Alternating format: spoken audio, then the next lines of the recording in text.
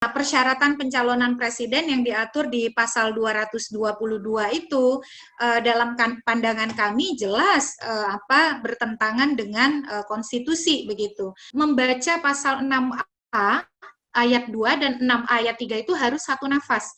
Karena kalau misalnya calonnya pun banyak begitu, ambang batas yang sesungguhnya itu adalah di 50% lebih itu, 50% plus 1 itu. Karena kita menganut sistem pemilu presiden two round system atau majority runoff.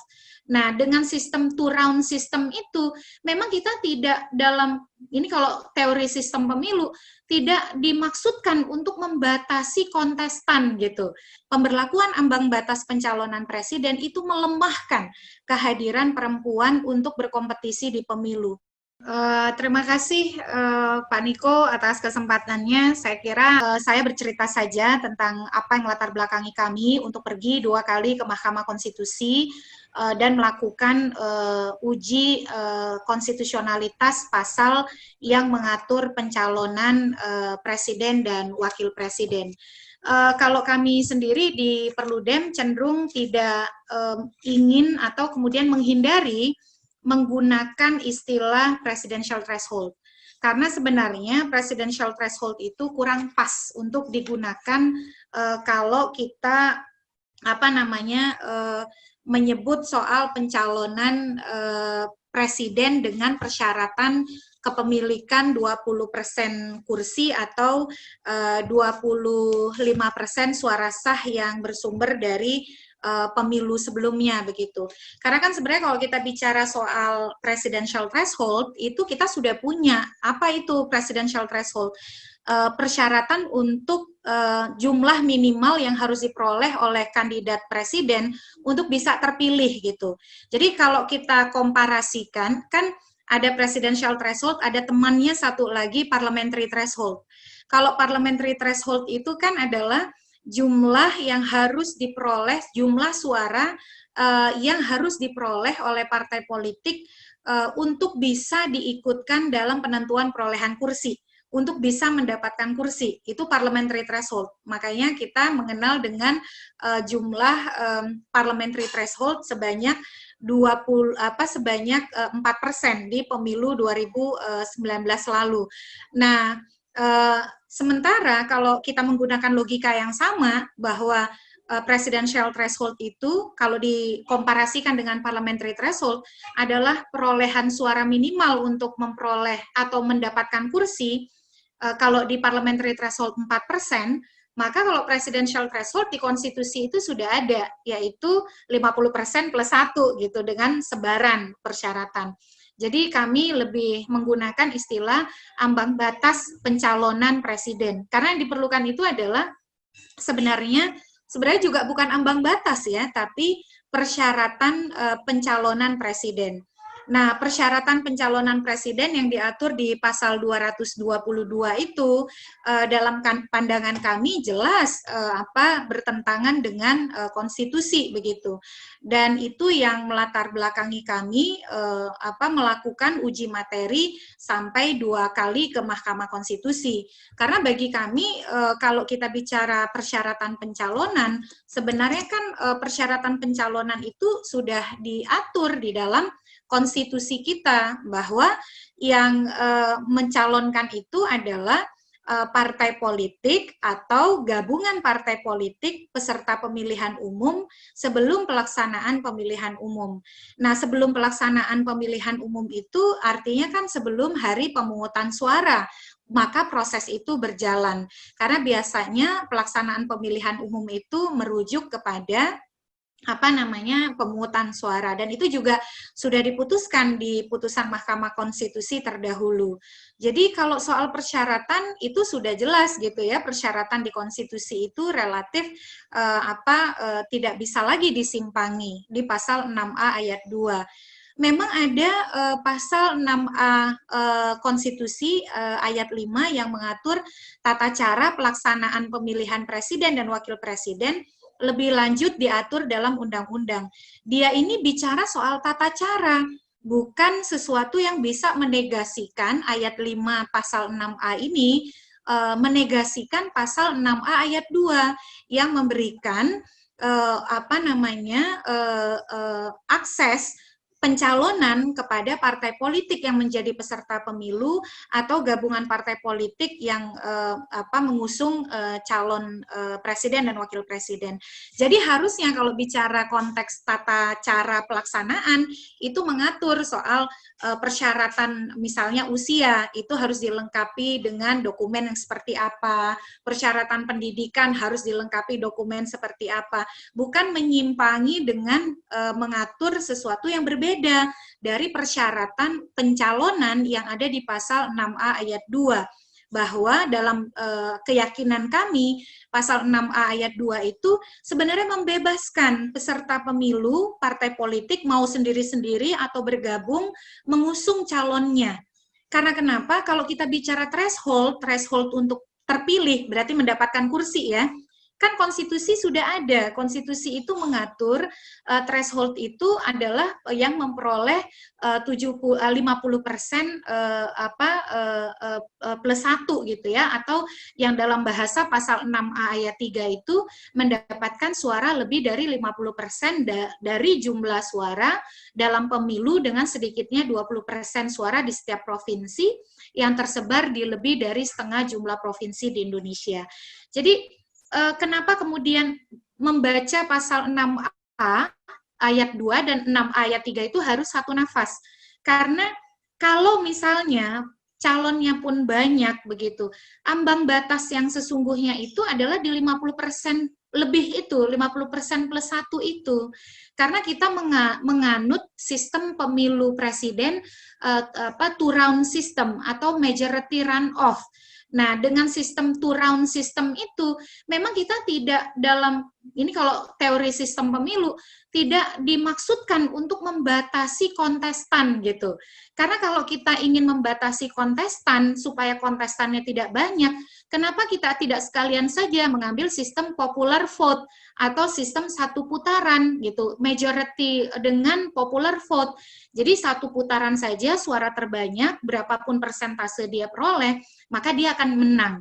Maka kalau sistemnya begitu relevan tuh, kita tidak terlalu membuka banyak keran calon, karena supaya nanti legitimasi perolehan suaranya itu bisa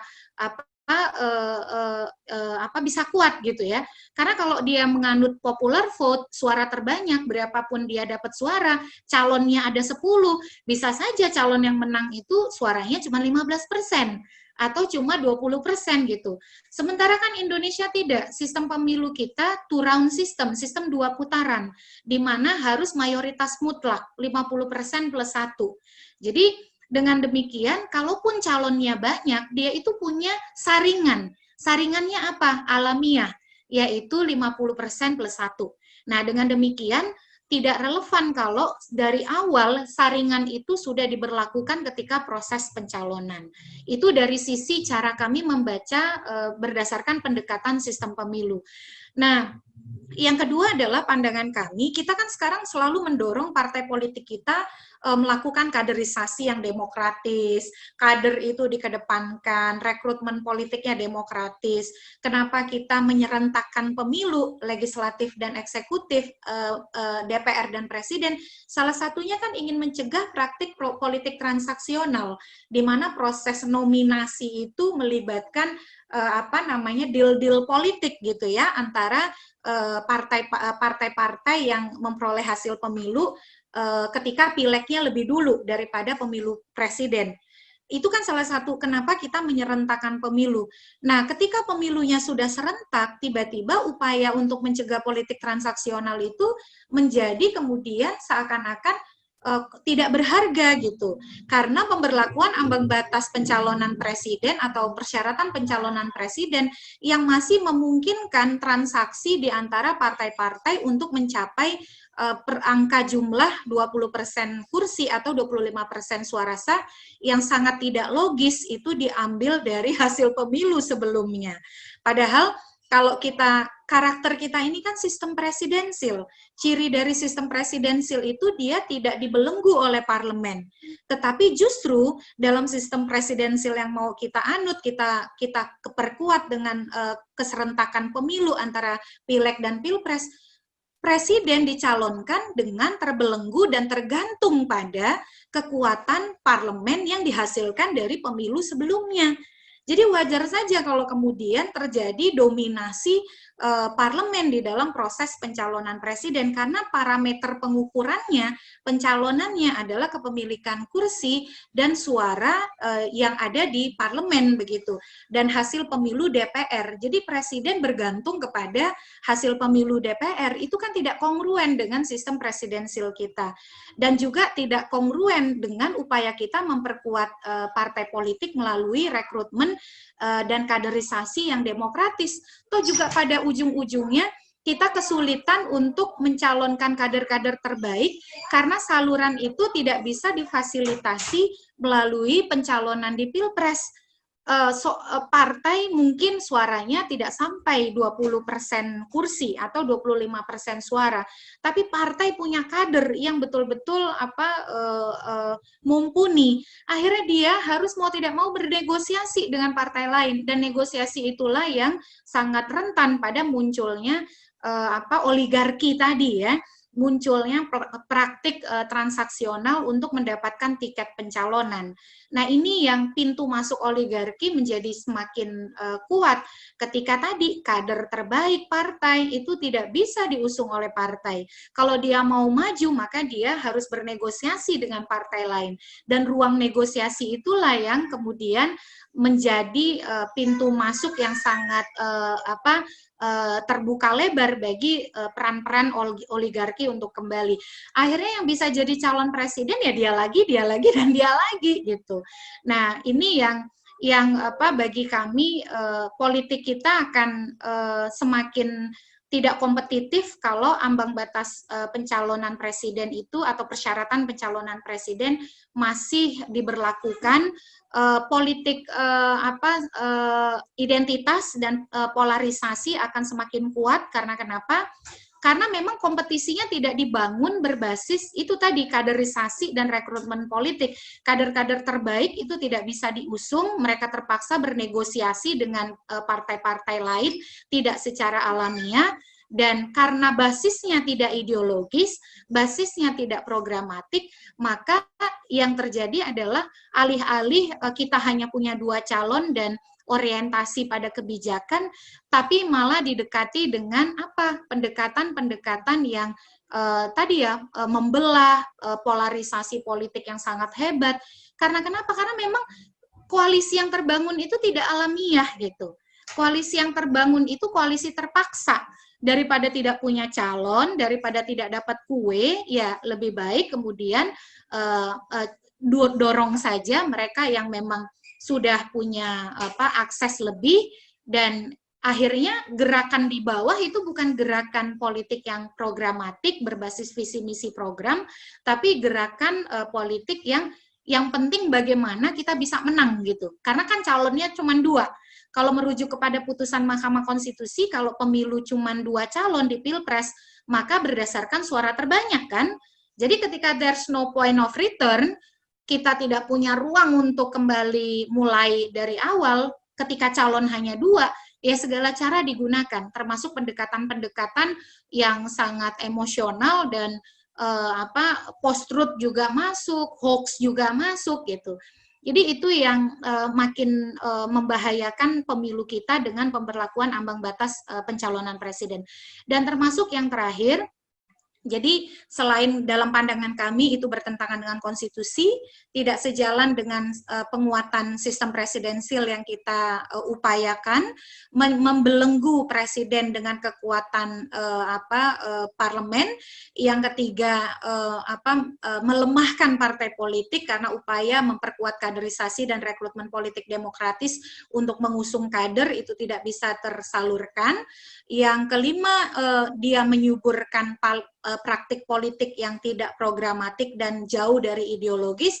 Dan yang terakhir nih, karena saya perempuan, pemberlakuan ambang batas pencalonan presiden itu melemahkan kehadiran perempuan untuk berkompetisi di pemilu. Karena kenapa?